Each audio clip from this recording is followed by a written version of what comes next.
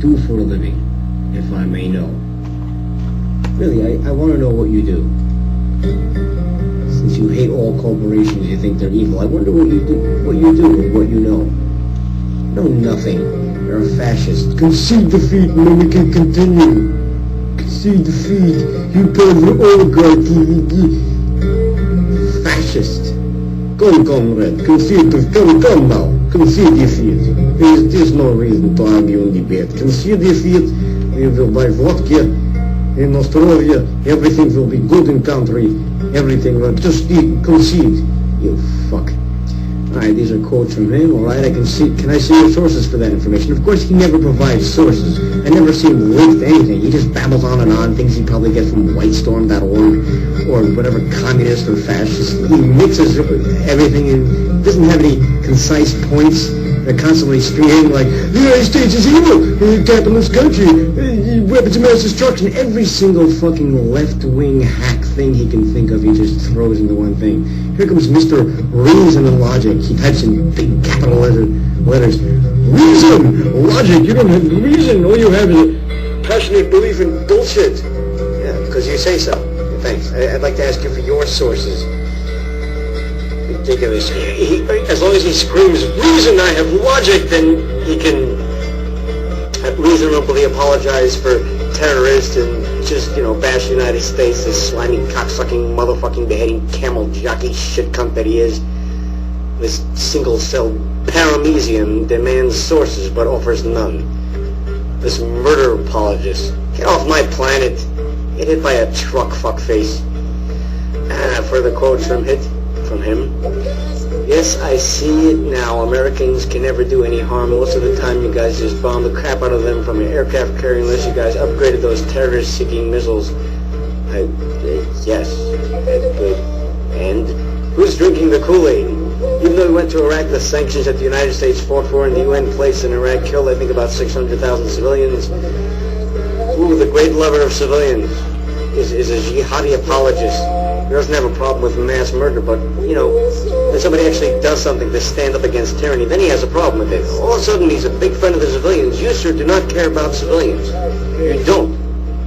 Your main concern is that a white Republican doesn't get in office. That's your main concern. Of course, this scum-sucking faggot doesn't blame Saddam for the sanctions. No. It's the United States' fault that this murderous tyrant killed his own people, invaded his neighbors, and so on and so forth. The sanctions that he's so against. I wonder how he plans to diplomatically deal with Iran. Diplomacy, right? Which would involve sanctions, I presume. The same sanctions that you hate against the United States. Fuck, why can't I talk? Same sanctions that you despise about Iraq. But he's a man of reason. Reasonably likes it when people die. That's okay. Alright, number 2, he says, now let's qualify this. That's roughly 2.5 genocides that were 3 times more than the amount of people slaughtered. You ever notice how people who are against the war are just backseat whining ninnies? Every war is okay except for the one we're in. Afghanistan's okay. Darfur should be dealt with. Everything should be dealt with except for the one we're in. Islam killed his own people, and that's because you guys went to war because of WMDs. Oh, wait, fill me in. What was the reason again? Well, there were a couple of reasons. Number 1 is that a tyrant couldn't remain in power in that region of the world after 9/11. And the other reason was he had connections to Al-Qaeda. As you can read in the book, The Connection by Stephen Hayes, who worked for the Weekly Standard, documents Al-Qaeda activities after the Gulf War till about our invasion. And they had terrorist training. Saddam Hussein would never work with. He was a secularist. Right. The mass murder was a secularist. Okay. Yes, he did have a dispute with Osama bin Laden, but his intelligence services and later it was they pretty much looked the other way because they were trading nukes for training, and that's how it worked. There's actually a camp in Iraq that had a plane on it. Very odd. Well, yes, I can tell you, but let's just deal with the weapons of mass destruction themselves. Weapons of mass destruction which the Israelis bombed in 1981, weapons of mass destruction they used against the Kurds, weapons of mass destruction that refused to let UN inspectors in to inspect, Resolution 1441, which said that he had to let them in, meaning that they don't have to come and look for him. He has to say, here are my weapons of mass destruction, and this is me destroying him. He didn't do that. That was a UN resolution, the thing that you're holding to, the thing that you love, even though China is on its board and Taiwan isn't. Yeah, the great UN. The WMDs that Hillary said were there, the WMDs that her husband said were there, WMDs the Russians and the Germans and the British said were there, the WMDs that pretty much the entire world said that he had.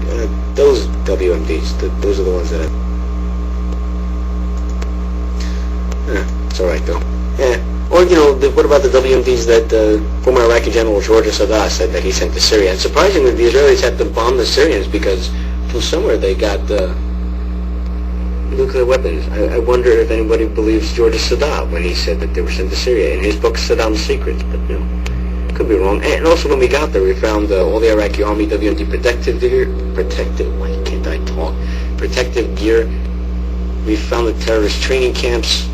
Found WMD at least one of these camps, Lyson. These camps we found training material. That may not be the sharpest tool in the shed, but I don't need a brick on head or a WMD strike to figure this out.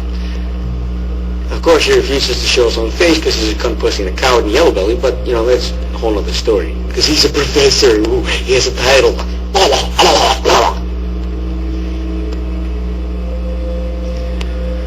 Of course, he does pronounce to believe that he did gas his own people, but he also believes that Saddam the Butcher, the dictator of Iraq, invader of Kuwait, and all-around lovable teddy bear got rid of his WMDs. Exciting and romantic, isn't he? A wonderful character. Shit, I'd date him. They hate our... This is him again. They hate our freedoms. Doesn't cut it for someone with half a brain. To believe anything else is quite dumb. My nibble-minded, single-celled paramecium of a Marxist, son of a whore, daughter of a whore. No, of course not, Mr. Reason. There's a cabal of Jewish neocons that love spilling the blood of the Americans. That's what's actually happening. I want to rape you with a rusty razor blade. This is him again. Remember, it was Afghanistan, Talibani, it's the Taliban, and Saudi radicals that attacked you. Well, of course it is, but, you have to remember that jihadists don't exist except for in Afghanistan. They're only in Afghanistan. They aren't anywhere else. They don't need to be fought anywhere else. They didn't bomb London, they didn't bomb Spain. It wasn't, it's not an Islamic threat against the world, the jihadist radicals that want to attack us. It's, just the Saudis and the Afghanis. That's all. That's the only problem. God forbid we even, cocksuck forbid we even mention fucking Iran. But, there's no jihadism over there. And besides, who gives a shit? Al-Qaeda is currently in Iraq, for whatever reason. They're there now, and they need to die, and we need to kill them. For a man who has claim for love of civilians, which he doesn't, he just uses them in his continuing war against white Republicans, he sees as the real enemy. He's a genocidist. He cares nothing for the lives of the Iraqis under Saddam. He cares nothing for the mass graves. He cares nothing for the truth. As long as the evil white Republicans lose an election, he's happy. He'll tread on the bodies and forget the rapes and forgive terrorist jihadists. For a man with so much love for the people, he doesn't seem to want to do anything about it and screams tyranny and bloody murder when anyone does anything against tyranny. He blames, whines, and moans and backseat drives with the zeal of a fly on a typhoid-infected shit. He's a piece of shit.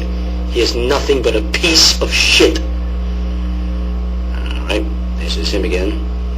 I was one of the first people to say Saddam should be hung from a tree because he gassed his own people. But if that's the reason, why did you wait 12 years to take him out? Is that a fucking argument? He's gone! He's finally gone. This ass is still bitching. We finally got rid of him, and he's whining and bitching and moaning. It took 12 years. He's gone! This man of reason, complaining about the amount of time it took for us to get rid of him, and has done nothing but complain since we've gotten rid of him. This great humanitarian, fucking gay-ass, sloppy, power-bottom cum guzzler, die! Find out, this is him again, find out who Scott Ritter is and why he's probably the most credible person, why the reason to go to war was a drummed-up agenda. Sure, I know who Scott Ritter the pedophile was. Why don't you find out who Benedict Arnold was? Quote, I think the danger right now is that without effective inspections, without effective monitoring, Iraq can in a very short period of time, measured in months, reconstitute chemical and biological weapons, long-range ballistic missiles to deliver these weapons, and even certain aspects of their nuclear weaponization program. Scott Ritter, August 1989.